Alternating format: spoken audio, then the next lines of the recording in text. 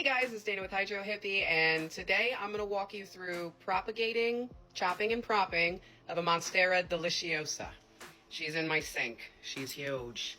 So if you guys caught the live a while ago, I did one of these big girls, and I unpotted her and washed all the roots off, but let me tell you what, that was a lot of damn work. So sometimes it's just easier to take a cutting from your plant, and I think it would be awesome if I shared with you guys how to do that, because it's really not that complicated, and everybody should be propagating their plants just a little bit. So here we go. Okay, so first things first, basic anatomy of your house plant. This is a monstera. I don't believe it's classified as a philodendron, although they are pretty much exactly the same. And as you can see here, we have a root coming out of a node, all right? So when you're propagating, what you want to look for is make sure that you have a node that can grow a root, and also an active growth point that can grow more plants. Now, with a top cut, as you can see, this is the top leaf here. So with a top cut, you don't need to worry so much about a growth point because the growth comes from the current petiole, whatever, you know what I mean. So this right here is going to continue to grow the plant, right? So hold on one second. I'm trying to find, usually they're located under the stem. But anyway, all right, so what we're gonna do, if you see these segments here, each of these fat segments, those are usually the points where your nodes are gonna be located. So when we take our cutting, we wanna make sure that we're getting a cutting that has a node so that it can root, new roots to grow more plant, okay?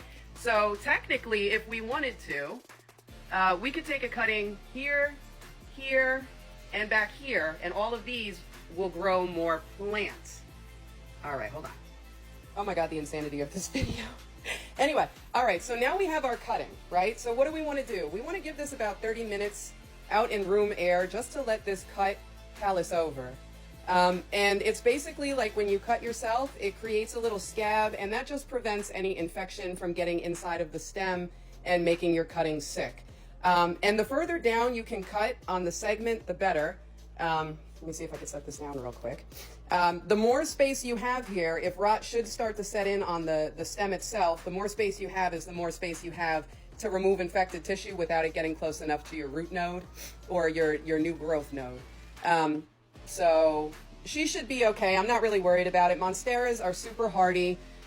They take to propagation really well, so I'm going to continue cutting her up. I'm not sure why my phone keeps on spazzing on me. I apologize if the quality of this is not so great. Okay, and here we go. I found the perfect example for a growth point. That little bump right there is going to grow new stem and leaf. And that's what you want to make sure that you have when you take a cutting, just to make sure that you're not just going to have a leaf and that's it, okay? Okay, and here you have it. We've got 1, 2, 3, 4, 5, 6 different cuttings off of that one. And if I wanted to, I could do even more cuts. Again, each of these segments here has nodes that will bud out into a root as well as a new stem and leaf. And I did see a node somewhere on one of these babies that was obvious, that was starting to bud, and now I'm not gonna find it. Goodness gracious. Yeah, the insanity of this video, right? But anyway, yeah, so, oh, here we go. You see that right there? That right there is a growth point. So that right there, if I were to cut the stem above that, I know for sure that this point here will grow a new plant, and that's a good cut. Now, the difference between a top cut and a bottom cut, and difference in price if you're working with rare plants. Top cuts are going to maintain their size and maturity because it's still growing from the actual plant that's mature.